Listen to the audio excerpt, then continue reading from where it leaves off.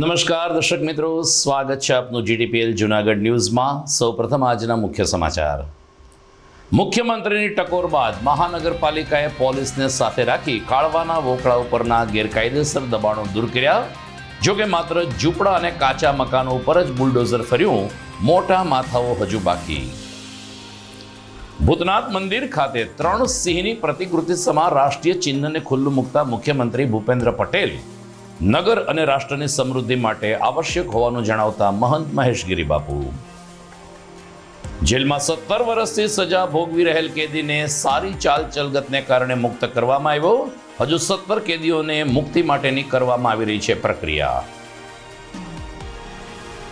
જૂનાગઢમાં ખેલ મહાકુંભ અંતર્ગત કરાટે સ્પર્ધામાં થઈ બબાલ। વાલીઓએ હોબાળો કરીને આયોજકો ખૂબ જ ગંભીર ભ્રષ્ટાચાર કરી રહ્યા છે તેવો કર્યો આક્ષેપ। અને 335 જેટલા બેંક ખાતાઓ સીઝ કરી વ્યાપક ભ્રષ્ટાચારની સંભાવના વચ્ચે 3 પોલીસ અધિકારીઓ સામે એટીએસની તપાસ કરતા રેન્જ આઈજી જાજડિયા। આ તમામ સમાચાર આપણે વિગતવાર જોઈએ તે પહેલા લઈએ એક બ્રેક।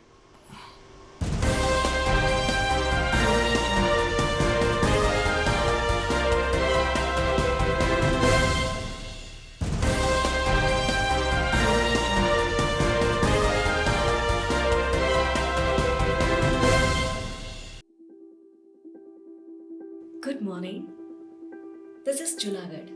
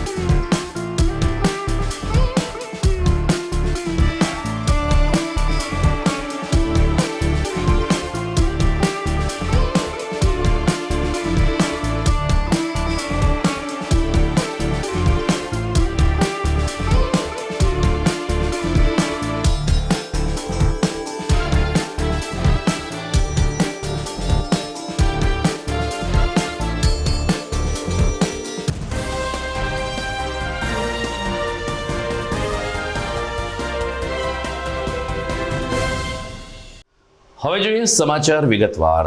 22 જુલાઈ 2023ના રોજ જૂનાગઢમાં અતિવૃષ્ટિને કારણે કાળવાના વોકળામાં ભયંકર પૂર આવ્યા હતા અને અનેક સોસાયટીમાં પાણી ફરી વળ્યા હતા। આ પાણીનો રેલો છેક ગાંધીનગર સુધી પહોંચ્યો હતો, જેને કારણે અગાઉ પણ મુખ્યમંત્રીશ્રીએ વોકળા ઉપરના ગેરકાયદેસર બાંધકામો દૂર કરવા સ્થાનિક સત્તાધીશોને ટકોર કરી હતી।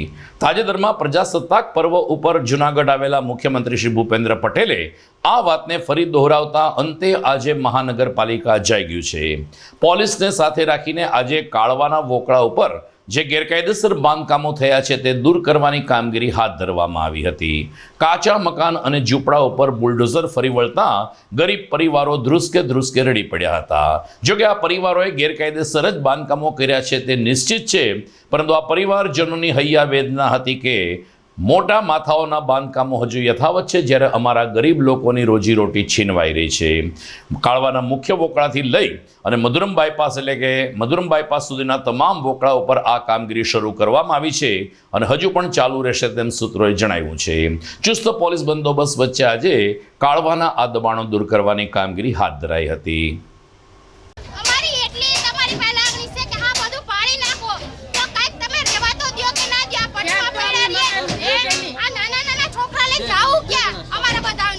શું કહો બેન તમે? સાચી વાત છે. મકાન છે અમને એક ઓસરી જવડી દે તો અમે રહી આવી.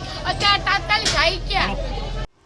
જૂનાગઢના નાથ તરીકે જેની પૂજા થાય છે તે ભૂતનાથ મંદિર ખાતે તાજેતરમાં 3 સિંહ એટલે કે રાષ્ટ્રીય ચિહ્નનું લોકાર્પણ કરવામાં આવ્યું હતું. પ્રજાસત્તાક દિનની ઉજવણીમાં જૂનાગઢ આવેલ મુખ્યમંત્રી શ્રી ભૂપેન્દ્ર પટેલ ભોળાનાથ ભૂતનાથ દાદાના દર્શનાર્થે પહોંચ્યા હતા. મહંત મહેશગીરી બાપુ ઉપરાંત શેરનાથ બાપુ, કરસનદાસ બાપુ, રાજેન્દ્રદાસ બાપુ સહિતના સંતોએ મુખ્યમંત્રીશ્રીનું આ તકે સ્વાગત કર્યું હતું. ત્યારબાદ ભૂતનાથ મંદિરના ચોકમાં 3 સિંહની પ્રતિકૃતિ કે જે આપણું રાષ્ટ્રીય ચિહ્ન છે એના સ્તંભનું લોકાર્પણ કરતા મુખ્યમંત્રીશ્રીએ ખુશીની લાગણી વ્યક્ત કરી હતી. તો મહંત મહેશગીરી બાપુએ કહ્યું કે નગર અને રાષ્ટ્રની સમૃદ્ધિ અને વિકાસ માટે આ 3 સિંહની પ્રતિકૃતિ ખૂબ જ આવશ્યક હોવાનું આપણા શાસ્ત્રમાં ઉલ્લેખ છે. આપણા રાષ્ટ્રીય ચિહ્નને ભૂતનાથ દાદાના સાનિધ્યમાં પ્રસ્થાપિત કરતા તમામ સંત સમાજ હર્ષ અનુભવે છે તેમ જણાવીને મહેશગીરી બાપુએ આ રાષ્ટ્રીય ચિહ્ન ભૂતનાથ મંદિરમાં અર્પણ થયું છે તે બદલ જૂનાગઢવાસીઓને શુભકામના પાઠવી હતી. શાસ્ત્રમાં વિધાન છે કે જો નગરનો રાજા નગરના મધ્યે રાષ્ટ્રચિહ્નની સ્થાપના કરે તો એનાથી નગર ઉપર પર્જન્ય વૃષ્ટિ, સુખ સંપદા અને વૈભવ આવે. નગરજનોના આ કીર્તિમાન સ્થાપિત થાય, જૂનાગઢ નગરનું નામ રોશન થાય એ હેતુથી જૂનાગઢના રાજા તો હવે નગરના નાથ એવા જૂનાગઢના નાથ જ કહેવાય કે ભૂતનાથ મહાદેવના પ્રાંગણમાં રાજ્યના રાજા એટલે મુખ્યમંત્રીના હસ્તે આજે રાષ્ટ્રચિહ્નનું અનાવરણ બધા અમારા સંતો, વડીલો અને નગરજનોના ઉપસ્થિતિમાં અનાવરણ કરવામાં આવ્યું. આપ સૌને ખૂબ ખૂબ શુભકામનાઓ. રાષ્ટ્ર વૈભવ પામે, નગર વૈભવ પામે. આગામી ફેબ્રુઆરી અને માર્ચ મહિનો પરીક્ષાના મહિનાઓ ગણાતા હોય છે. કેન્દ્રીય વિદ્યાલય અને અલગ અલગ બોર્ડની પરીક્ષાઓ આ 2 માસ દરમિયાન યોજાતી હોય છે. ત્યારે દર વર્ષની જેમ આ વર્ષે પણ પ્રધાનમંત્રી નરેન્દ્ર મોદીએ પરીક્ષા પે ચર્ચા કાર્યક્રમનું આયોજન કર્યું છે. આગામી 29મી જાન્યુઆરીએ સવારે 11 કલાકે પીએમ મોદી દેશભરના વિદ્યાર્થીઓને સંબોધન કરશે અને પરીક્ષામાં કેવી રીતે સ્વસ્થ ચિત્તે પરીક્ષા આપવી તેવી કેટલીક મહત્વની ટિપ્સ પણ આપશે. તેજસ્વી વિદ્યાર્થીઓ સાથે પીએમ મોદી વર્ચ્યુઅલી સંવાદ પણ સાધશે. દરમિયાન ગુજરાત રાજ્ય શિક્ષણ મંત્રાલયે રાજ્યની શાળાઓને પીએમ મોદીના આ પરીક્ષા પે ચર્ચા કાર્યક્રમમાં તમામ બોર્ડના વિદ્યાર્થીઓને જોડાવા માટે ભારપૂર્વક અનુરોધ કર્યો છે ને પીએમ મોદીને ટિપ્સ સાંભળવા માટે પણ જણાવી દેવામાં આવ્યું છે. દર્શક મિત્રો, સમાચારમાં સમય થઈ ગયો છે એક વિરામનો.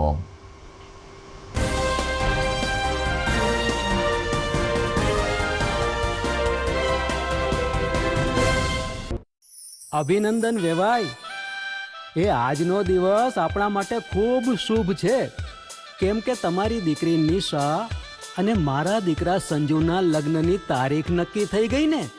હાજી હાજી પપ્પા, લગ્નની તારીખ તો નક્કી થઈ ગઈ, પણ લગ્ન માટેની જ્વેલરીઓ?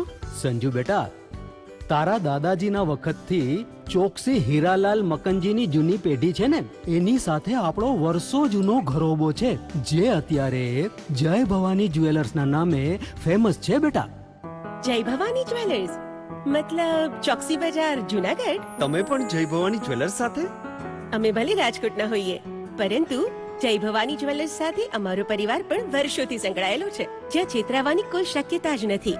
આને કહેવાય સોનામાં સુગંધ ભળી. વાવ બેટા, ચાલો આપણે સૌ જઈએ જય ભવાની જ્વેલર્સના શોરૂમ પર. તમે લોકો જઈ આવો, હું રસોઈ બનાવી રાખું.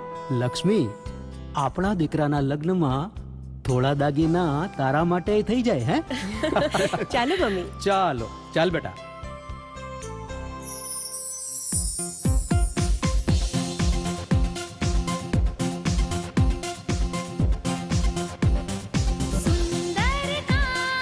વ્યાજબી દામ, એક જ નામ, જય ભવાની જ્વેલર્સ. તહેવાર વ્યવહાર, બંગડી વીટી હાર, ડિઝાઇન અપાર, જય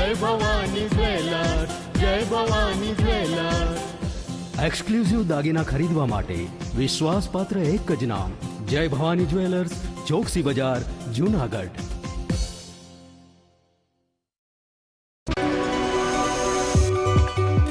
જૂનાગઢના યુવા ક્રિકેટ પ્રેમીઓ માટે આનંદના સમાચાર.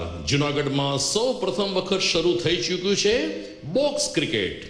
The fun Leo resorts and ક્લબના ભવ્ય ટેરેસ ઉપર બોક્સ ક્રિકેટ.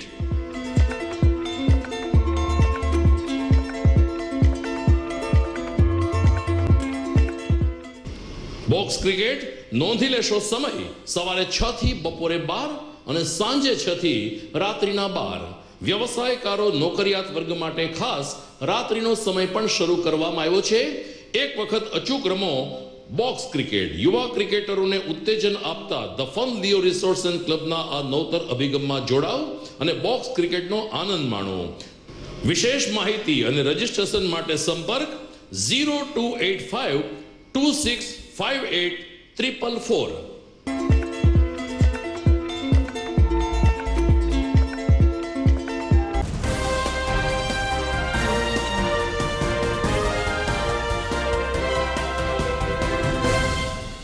વિરામ બાદ આપનું પુનઃ સ્વાગત છે. જૂનાગઢ જિલ્લા જેલમાં 17 વર્ષથી સજા ભોગવી રહેલા એક કેદીને આજે મુક્તિ આપવામાં આવતા મિલનના પારિવારિક દ્રશ્યો સર્જાયા હતા.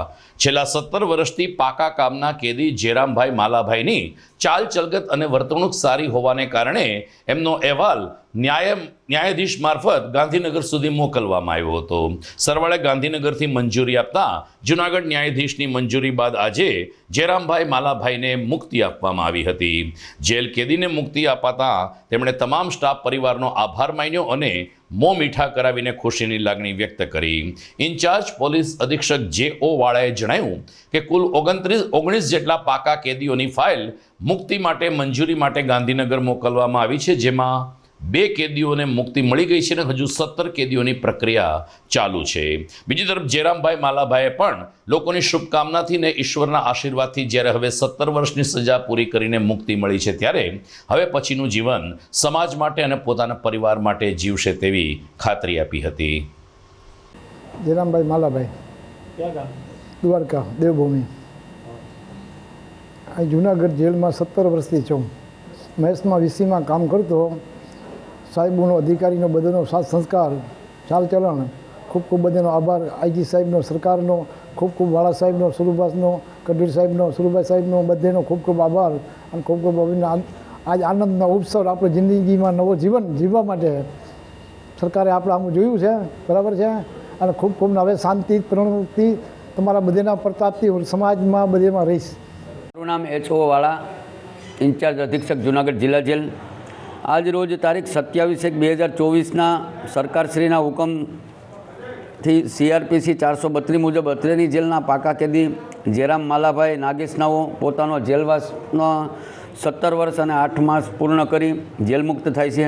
આ અગાઉ તારીખ 9/11/2023ના રોજ જેલ સલાહકાર સમિતિના અધ્યક્ષ શ્રી જિલ્લા મેજિસ્ટ્રેટ જૂનાગઢના અધ્યક્ષપણા હેઠળ અત્રેની જેલ ખાતે મિટિંગ મળેલી.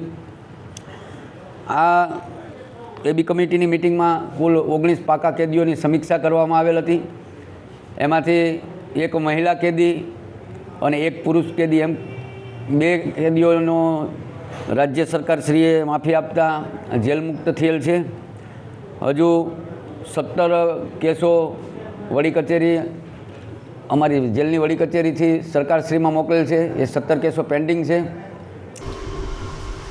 જૂનાગઢ GDPL જૂનાગઢ ન્યૂઝ ચેનલના ડેપ્યુટી ચીફ એડિટર હિનાબેન વિરડા સામે મહાનગરપાલિકા દ્વારા FIR નોંધવામાં આવી છે. મામલો એ હતો કે કોલેજ રોડ ઉપર મુખ્યમંત્રીને રાજ્યપાલના આગમન વખતે જ્યારે મહાનગરપાલિકાના સફાઈ કર્મચારીઓ સફેદ પાવડર છાંટી રહ્યા હતા ત્યારે આ પાવડર શું છે એવી પૃચ્છા હિનાબેન વિરડા દ્વારા કરવામાં આવી હતી. GDPL જૂનાગઢ ન્યૂઝ ચેનલના ડેપ્યુટી ચીફ એડિટરને ટેલિફોનિક વાતચીત પણ કરાવવામાં આવી ત્યારે મહાનગરપાલિકાના અધિકારી કલ્પેશભાઈ ટોલિયાએ પોલીસ ફરિયાદ નોંધાવવાની ચીમકી પણ આપી. પરંતુ અમારી ન્યૂઝ ચેનલના આ સિનિયર અને ડેપ્યુટી ચીફ એડિટર ખૂબ જ અભ્યાસુ હોવાને કારણે તેણે આ અંગે સ્પષ્ટતા કરી છે અને પોતાનો પ્રતિભાવ અમારા દર્શકો માટે રજૂ કર્યો છે. જ્યારે કોઈ પણ પ્રશ્ન ઉઠે છે ત્યારે હું તેના જડ સુધી જતી હોઉં છું. ખાસ કરીને જીટીપીએલના માધ્યમથી હું કહીશ કે મારો પ્રશ્ન એક જાગૃત નાગરિકથી શરૂ થયેલો હતો કે આ પડેલી બેગમાં આખરે શું છે. સવાલ પૂછવામાં આવ્યો તો કર્મચારીઓએ કીધું કે એમાં ડીડીટી છે. હું જાણતી હતી કે ડીડીટી બેન છે. સવાલ શરૂ થાય છે જાગૃત નાગરિકથી. હવે સવાલ ઉઠે છે એક પત્રકારને કે ભાઈ આ બિનવારસું અહીંયા બેગ પડી છે તો એનાથી પર્યાવરણને નુકસાની છે, પ્રાણીઓને નુકસાની છે. તમને લાગશે કે કેમ? તો જ્યારે આપણે આવી કોઈ બિનવારસું કોઈ જગ્યા બેગ પડી છે એને આપણે જે મહાનગરપાલિકાની આવતી કોઈ પણ કચરાપેટીમાં નાખી અથવા તો ત્યાં છે અને ત્યારે કોઈ રખડતા ઢોરોએ એને ચાખ્યું કે પશુ પક્ષીઓને ચાખ્યું અને કૂતરાઓએ ચાખ્યું, ત્યારે એના જીવની હત્યાનો ગુનો કોની ઉપર લાગુ પડશે? પછી તમે એમ કહો છો કે અમે કેમિકલવાળા દ્રાવણ એમાં ભેળવીને નાખીએ છીએ, તો આ બેગ જે રખડતી હતી એની જવાબદારી કોની? ચોથું કે તમે એમ કહો છો કે ચલો તમે કેમિકલ નાખ્યું જ છે અને અસરકારક જ છે, તો વર્ગ 4ના કર્મચારીઓને મેં જોયું છંટકાવ કરતા, તો એમાં પણ અધિકારીએ એના નાના માણસોની તકેદારી રાખી નથી. કારણ કે જે ડીડીટી અને આવા જંતુનાશક દવાઓ હોય તમે જોજો એમાં ખરેખર ચાવચેતીના પગલાઓ લખેલા હોય છે અને એક ખાસ સૂચન આપ્યું હોય છે કે આટલી આટલી વાતોનું ખાસ ધ્યાન રાખવું. અને મેલોથિન જે તત્વ કીધું છે પહેલાં તો કોઈને એ જ ખબર નહોતી કે એમાં શું છે. હવે એમાં મારી સાથે એફઆઈઆર કરી છે. એફઆઈઆરમાં એવું એને જણાવેલ છે કે ચૂના સાથે મિથાઇલ નામનું પાવડર છાંટતા હોય છે.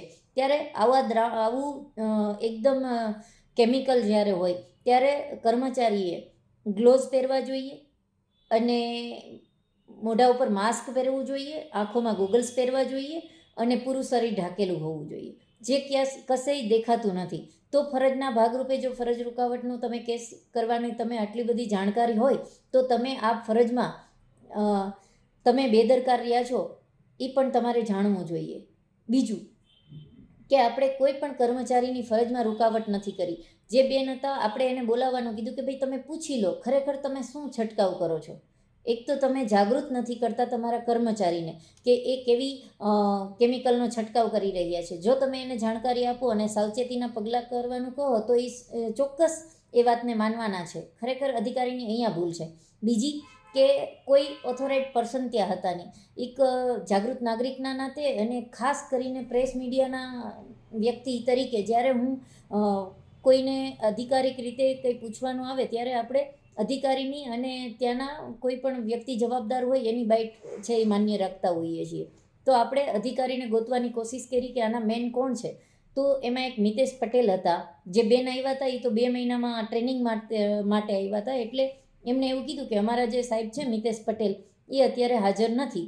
તો મેં એને કીધું કે તમે ટેલિફોન એની સાથે ચર્ચા કરો અથવા તો તમે પૂછી લો કે ખરેખર તમે શેનો છંટકાવ કરી રહ્યા છો. અને એ મારા ફરજના ભાગરૂપે હતું. તો એ બેને મિતેશભાઈ પટેલને ફોન કર્યો. તો મિતેશભાઈ પટેલનું કહેવાનું એવું હતું કે હું રજા ઉપર છું અને પાવડર છાંટીએ છીએ પણ શું છે એ મને ખબર નથી. હવે તમે એક જવાબદાર વ્યક્તિ છો અને આ લોકો જે તમારા કર્મચારીઓ છે એનો છંટકાવ કરી રહ્યા છે એ તમને ખબર નથી પડતી તો એ ફરજમાં બેદરકારી નથી. હવે સવાલ આવ્યો કે એમને મિતેશભાઈ પટેલ પછી એના ઉપર કોઈ હોય એમને ફોન કરો. તો કલ્પેશભાઈ ટોલિયા જે અધિકારી છે એને તો કોઈ કશું પણ જાણ્યા વગર મેં એમને કીધું પણ કે હું જીટીપીએલ જુનાગઢ ન્યૂઝમાંથી આવું છું અને મારે જાણવું છે કે તમે આજે રોડ ઉપર છંટકાવ કરી રહ્યા છો એ શેનો છંટકાવ કરી રહ્યા છો. એ જાણ્યા વગર કે સમજ્યા વગર કે કંઈ કર્યા વગર સીધું મને ધમકાવવા માંડ્યા. પોલીસને બોલાવી લે, એના કર્મચારીને ઉકારે તુકારે બોલાવવા માંડ્યા જે મારા લાઈવમાં સામેલ છે. અને તું કેમ અહીંયા ત્યાં ઊભી છો, તું પોલીસ સ્ટેશને વહી જા, તું કેમ આમ કરે છે, એવા તુકારા ભર્યા. એના કર્મચારી સાથેના વર્તનને પણ મને એક સવાલ ઊભો કર્યો કે આ ભાઈ એક અધિકારી છે તો એના નાના કર્મચારી સાથે એક મહિલા કર્મચારી સાથે કેવી રીતે વાત કરવી એ પણ આ ભાઈ એની મર્યાદા ચૂકે છે. અને પછી ચાલુ લાઈવમાં એ ભાઈ એવું સીધું મેં બેનને કીધું તમે સ્પીકર ઉપર રાખો, હું આમ તમારી સાથે વાત નહીં કરું. તો સ્પીકર ઉપર રાખ્યું તો એ ભાઈએ સીધું એવું જ કીધું કે હું કોઈના બાપનો નોકર નથી અને હું પોલીસને બોલાવું છું. અને એણે સાબિત પણ કરી દીધું. એ જ સેકન્ડ ડે પોલીસ પણ સી ડિવિઝન ત્યાંથી આવી ગયું મારું લાઈવ પૂરું થયું ત્યાં સુધીમાં તો એફઆઈઆર પણ મારી વિરુદ્ધ દાખલ થઈ ગઈ. ખરેખર 186 અને 504ની જે એફઆઈઆર લેવાતી હોય છે એ પોલીસને લેવાનો અધિકાર જ નથી હોતો, જેની નોટિસ મેં એસપી સાહેબને, સચિવને, કમિશનરને અને ખાસ સી ડિવિઝનને પણ મોકલેલી છે. જો એફઆઈઆર મારી સાથે થઈ છે તો એની સામેના પણ મારી પાસે પણ ઘણા બધા પુરાવો અને પ્રૂફ છે અને હું જવાબ દેવા બંધાયેલી છું, તો હું જવાબ પણ આપીશ. પરંતુ મારી પાસેથી નથી તો ખુલાસો માગવામાં આવ્યો, નથી કોઈ તપાસ થઈ, ડાયરેક્ટ મારી સાથે એફઆઈઆર થઈ ગઈ છે. દર્શક મિત્રો, સમાચારના અંતિમ ચરણ તરફ આગળ વધીએ તે પહેલા લઈએ નાનકડો વિરામ.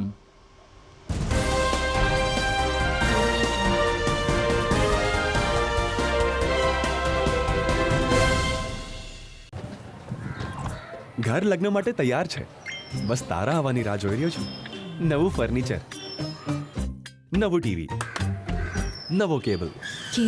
આજના જમાનામાં કેબલ ખૂબ જ સરળ પરિવાર છે. જ્યારે આ છે તો બીજા કઈની શું જરૂર? જ્યારે આ છે તો બીજા કઈની શું જરૂરત છે? GTPL ઓફર કરે છે HD પિક્ચર ક્વોલિટી અને GTPL ની 24/7 ગ્રાહક સપોર્ટ. આ તે જમાનાનું નહીં, આ જમાનાનું કનેક્શન છે. કાલે લગન કરી લઈએ.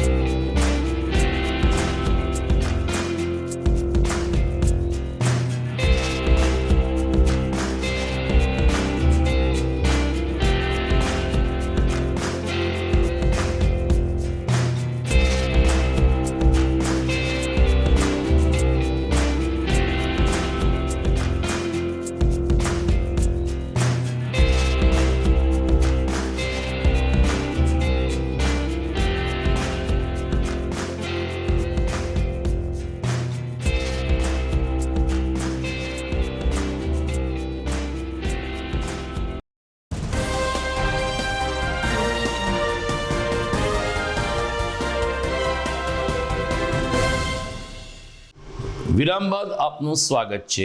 સામાન્ય રીતે પોલીસને પ્રજાના રક્ષક માનવામાં આવે છે, પરંતુ આ રક્ષક જ જ્યારે ભક્ષક બનતા હોય છે ત્યારે લોકતંત્ર ઉપર પણ પ્રશ્નાર્થ ઊભા થતા હોય છે.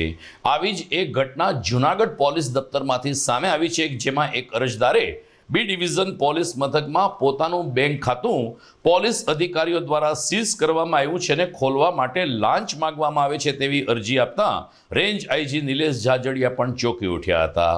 આજે પત્રકારોને માહિતી આપતા રેન્જ આઈજી શ્રી જાજડિયાએ સ્વીકાર્યું કે જૂનાગઢ પોલીસના અધિકારીઓએ જ ભ્રષ્ટાચાર કરવાના આશય સાથે 335 જેટલા બેંક ખાતા ગેરકાયદેસર દસ્તાવેજ ઊભા કરીને સીઝ કર્યા છે. આ અંગે એસઓજી પીઆઈ દીપક જાની, એસઓજી પીઆઈ શ્રી ગોહિલ તેમજ માણાવદરના સીપીઆઈ તરલ ભટ્ટને તાત્કાલિક અસરથી સસ્પેન્ડ કરવામાં આવ્યા છે. આ અંગે એટીએસને તપાસ સોંપવામાં આવી હોવાનું જણાવીને રેન્જ આઈજી નિલેશ જાજડિયાએ સમગ્ર પ્રકરણ અંગે પત્રકારોને વિગતો આપી હતી. આજથી થોડાક દિવસો પહેલા એક અરજદાર મારી ઓફિસે આવેલા અને એમણે એક લેખિત રજૂઆત આપેલી. એ રજૂઆત જોતા એમનું બેંક એકાઉન્ટ એસઓજી શાખા જુનાગઢ દ્વારા ફ્રીઝ કરવામાં આવેલું અને એ ફ્રીઝ કરેલા એકાઉન્ટની માહિતી અને એમની બેંક દ્વારા આપવામાં આવેલી. એટલે બેંક દ્વારા જે માહિતી આપેલી એનો સંપર્ક કરી અને એ અહીંયા જુનાગઢ એસઓજી શાખા ખાતે આવેલા. એ દરમિયાન એમનું બેંક એકાઉન્ટ અનફ્રીઝ કરવા માટે એમની પાસેથી નાણાંની માગણી કરવામાં આવેલી. એટલે એ રજૂઆતના આધારે તપાસ કરતા એમનું જે એકાઉન્ટ ફ્રીઝ થયું હતું એની સાથે બીજા 32 એકાઉન્ટ એક જ ગેરકાયદેસર હુકમમાં ફ્રીઝ થયેલા હતા. એટલે પ્રાથમિક દ્રષ્ટિએ જ આ ગુનાહિત કૃત્ય હોવાનું જણાતા તાત્કાલિક બંને એમાં જે સંડોવાયેલા હતા એએસઆઈ દીપક જાની અને એસઓજીના પીઆઈ ગોહિલ બંનેને તાત્કાલિક સસ્પેન્ડ કરી દેવામાં આવેલા. અને વધુ તપાસની જરૂર જણાતા મારા રીડર પીએસઆઈ શક્તિસિંહ ગોહિલને આની તપાસ સોંપવામાં આવેલી. તાત્કાલિક અમારા પીઆઈ અને આખી ટીમ દ્વારા એસઓજી ઓફિસ ખાતે જઈ અને તમામ રેકોર્ડ કબજે લઈ લેવામાં આવેલ. આ રેકોર્ડનો અભ્યાસ કરતા સંપૂર્ણપણે ગેરકાયદેસર રીતે ખોટા દસ્તાવેજો ઊભા કરી અને 335 કરતાં પણ વધારે ખાતાઓ ફ્રીઝ કરી દેવામાં આવેલા. એટલે મોટું ગંભીર પ્રકારનો આ બનાવ જણાતા અને વધુ થોડી તપાસ કરતા આ જે 335 એકાઉન્ટ છે એ તમામ એકાઉન્ટની માહિતી એસઓજી પીઆઈ ગોહિલને સીપીઆઈ તરલ ભટ્ટ કે જેઓ પહેલા અમદાવાદમાં નોકરી કરતા હતા એમના દ્વારા આપવામાં આવેલું જણાતા એમને પણ ફરજ મોકૂફ કરી દેવામાં આવેલ. અને ગુનાની ગંભીરતા જણાતા ગેરકાયદેસર દસ્તાવેજો ઊભા કરી અને ખંડણી માગવાનું આખું કૌભાંડ જણાતા મારા જ રીડર પીઆઈ શક્તિસિંહ ગોહિલને ફરિયાદી બનાવી અને બી ડિવિઝન ખાતે ફરિયાદ દાખલ કરવામાં આવેલ છે. સર, આમાં તપાસ આગળ વધુ સોંપવામાં આવી એટીએસને ક્યારથી સોંપવામાં આવી છે અને હવે એ તપાસ એ જ કરશે કે આપ જેમ જાણો છો એમ 335 કરતાં વધારે ખાતાઓ ફ્રીઝ કરવામાં આવ્યા છે. કોઈ પણ ખાતાની ડિટેલ જે છે એ પર્સનલ ડિટેલ છે, એ વ્યક્તિગત ડિટેલ છે, એ કંઈ માર્કેટમાં મળતી નથી. એટલે આ જે ખાતાઓની ડિટેલ જેમણે પણ આ આરોપીઓને આપેલી છે એ કોઈ મોટો ગુનો કરીને આ એકાઉન્ટની ડિટેલો મેળવે એવી પૂરી શક્યતા છે. આમાં હેકિંગની પણ શક્યતા રહેલી છે. આમાંથી ઘણા બધા એકાઉન્ટો જે છે એ ગેરકાયદેસર પ્રવૃત્તિઓમાં સંડોવાયેલા હોવાની પણ શક્યતા છે. અને આખા જ બનાવની ઇન્ટરનેશનલ રેમિફિકેશન્સ પણ હોય એવી પૂરી શક્યતા જણાતા આ બાબતે અમારા દ્વારા માનની ડીજીપી શ્રી સાહેબને બ્રીફ કરવામાં આવેલા અને એમને આ ગુનાની ગંભીરતા જોતા એમણે આ જે તપાસ છે એમાં આંતરરાષ્ટ્રીય કનેક્શન્સ હોવાની સંભાવના જોતા અને બીજી ગંભીર પ્રકારની જેમ મેં આપને જણાવ્યું એમ હેકિંગની પણ શક્યતા જણાતા આ પ્રકારની તપાસ ગુજરાતમાં એટીએસ જેવી સક્ષમ સંસ્થા જ કરી શકે એમ હોય એમના દ્વારા આ તપાસ એટીએસને સોંપવામાં આવેલ છે. જૂનાગઢના દોલતપરા વિસ્તારમાં આવેલ રોકડિયા હનુમાનજી મંદિર ખાતે હાલ ભાગવત સપ્તાહ ચાલી રહી છે.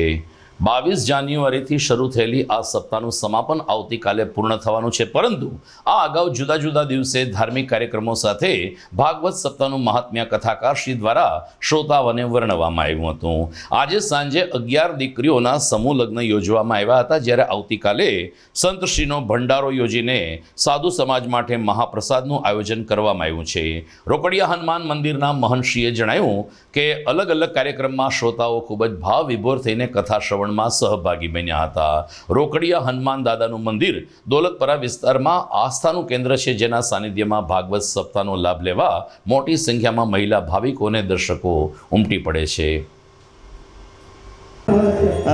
તારીખ 22/1/2024ના રોજથી શ્રીમદ ભાગવત કથાનું આયોજન રાખ્યું હતું, તેમજ તારીખ 25/1/2024ના રોજ લોકડાયરાનું હતું, જેમાં રાજભા ગઢવી, હરેશદાન ગઢવી, જીતુદાન ગઢવી એવા નામી અનામીના કલાકારોના પ્રોગ્રામ હતા. તેમજ આજે સાંજે 5 વાગે સમૂહ લગ્ન છે, તેમાં 11 દીકરીઓના લગ્નનું આયોજન રાખ્યું છે અને તેમજ કાલે પૂર્ણાવતી છે, તો તે દિવસે ભંડારો રાખ્યો છે. તેમજ મારી ચાદર તેમજ રઘુમહંતજી નેનિશદાસની ચાદરનું આયોજન રાખ્યું છે.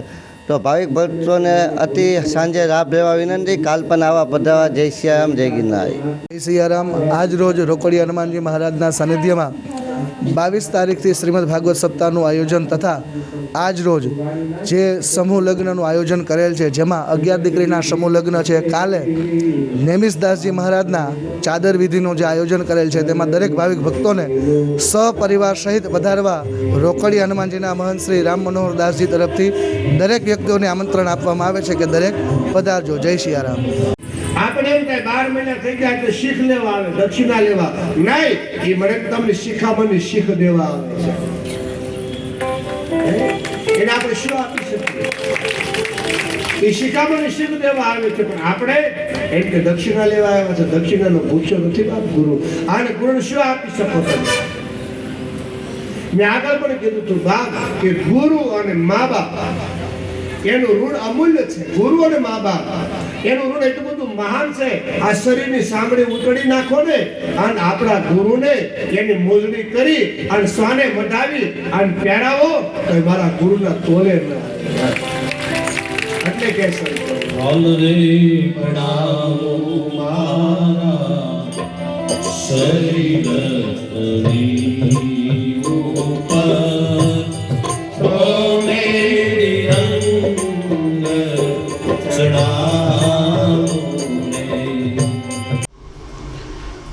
જૂનાગઢમાં ખેલ મહાકુંભની વિવિધ સ્પર્ધાઓ શરૂ થઈ છે, પરંતુ જુડો કરાટેની સ્પર્ધામાં ઝફર મેદાન સ્થિત સ્પોર્ટ્સ કોમ્પ્લેક્સ ખાતે બબાલ થઈ હતી. કરાટે સ્પર્ધામાં ભાગ લેવા આવેલા બાળકોને આયોજકો તરફથી અન્યાય થઈ રહ્યો છે તેવી ફરિયાદ સાથે વાલીઓએ હોબાળો મચાવ્યો હતો. વાલીઓનો આક્ષેપ છે કે ચોક્કસ એકેડમીના સ્પર્ધકોને મેડલ અપાવવા માટે એટલે કે જીત અપાવવા માટે વહાલા દવલાની નીતિ અપનાવવામાં આવે છે.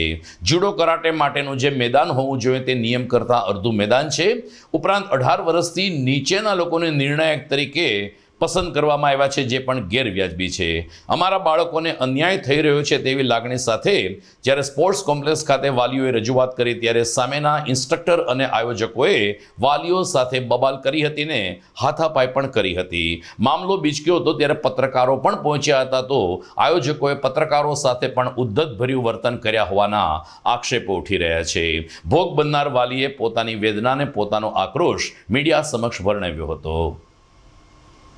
હું સુમિત હરીશભાઈ સોમૈયા. આજ રોજ અહીં ખેલ મહાકુંભ 2024ની કરાટે સ્પર્ધા રમાઈ રહેલી હતી. એ સ્પર્ધાની અંદર વિવિધ પ્રકારની હેરાફેરીઓ કરવામાં આવેલી છે, જેમ કે ખેલાડીઓના ગ્રાઉન્ડ એના જે પ્રોપર સાઇઝ હોય એના કરતાં અડધા ગ્રાઉન્ડ રાખવા, ઓફિશિયલ્સ છે એ અનક્વોલિફાઈડ રાખવા તથા 18 વર્ષથી નીચેના ઓફિશિયલો રાખવા અને છોકરાઓને વિવિધ પ્રકારે ચીટિંગ કરી અને હરાવવા, એકેડમીઓના નામ પૂછી અને હરાવવા, આવી વિવિધ ધાંધલીઓ થઈ રહી હતી. એ ધાંધલીઓ અને ડિસ્ક્વોલિફાય કરી દેવાવાળી બાબતો થઈ. આ બાબતની વાત કરવા જતાં આ લોકો દ્વારા ગુંડાગર્દી રીતે કામ કરી અને હાથચાળો કરવામાં આવતા હોય અને આ સ્પર્ધાઓને બગાડવામાં આવે છે. અમે લોકો સરકારશ્રીને એવી માંગ કરીએ છીએ કે આવા ગુંડા તત્વોને કોઈપણ સ્પર્ધામાં ઓફિશિયલ્સ માટે બોલાવવામાં ના આવે, આજીવન પ્રતિબંધ કરવામાં આવે અને ન્યાયપૂર્ણ સ્પર્ધા રમાય અને દરેક ખેલાડીઓ સાથે ન્યાયપૂર્ણ વચ્ચે વાત થાય તે બાબત માટે આપશ્રીને અમે વિનંતી કરી છે. દર્શક મિત્રો, સમાચાર પૂરા કરતા પહેલા જોઈએ મુખ્ય સમાચાર ફરી એકવાર. મુખ્યમંત્રીની ટકોર બાદ મહાનગરપાલિકાએ પોલીસને સાથે રાખી કાળવાના વોકળા ઉપરના ગેરકાયદેસર દબાણો દૂર કર્યા. જોકે માત્ર ઝૂંપડા અને કાચા મકાનો ઉપર જ બુલડોઝર ફર્યું, મોટા માથાઓ હજુ બાકી. ભૂતનાથ મંદિર ખાતે 3 સિંહની પ્રતિકૃતિ સમા રાષ્ટ્રીય ચિહ્નને ખુલ્લું મૂકતા મુખ્યમંત્રી ભૂપેન્દ્ર પટેલ નગર અને રાષ્ટ્રની સમૃદ્ધિ માટે આવશ્યક હોવાનું જણાવતા મહંત મહેશગીરી બાપુ. જેલમાં 17 વર્ષથી સજા ભોગવી રહેલ કેદીને સારી ચાલ ચલગતને કારણે મુક્ત કરવામાં આવ્યો. હજુ 17 કેદીઓને મુક્તિ માટેની કરવામાં આવી રહી છે પ્રક્રિયા. જૂનાગઢમાં ખેલ મહાકુંભ અંતર્ગત કરાટે સ્પર્ધામાં થઈ બબાલ. વાલીઓએ હોબાળો કરીને આયોજકો ખૂબ જ ગંભીર ભ્રષ્ટાચાર કરી રહ્યા છે તેવો કર્યો આક્ષેપ. અને 335 જેટલા બેંક ખાતાઓ સીઝ કરી વ્યાપક ભ્રષ્ટાચારની સંભાવના વચ્ચે 3 પોલીસ અધિકારીઓ સામે એટીએસની તપાસ કરતા રેન્જ આઈજી જાજડિયા. તો આ સાથે જ આજના GTPL જૂનાગઢ ન્યૂઝ અહીં પૂરા થાય છે. વિશેષ સમાચાર સાથે ફરી મળીશું સોમવારે રાત્રે. નમસ્કાર.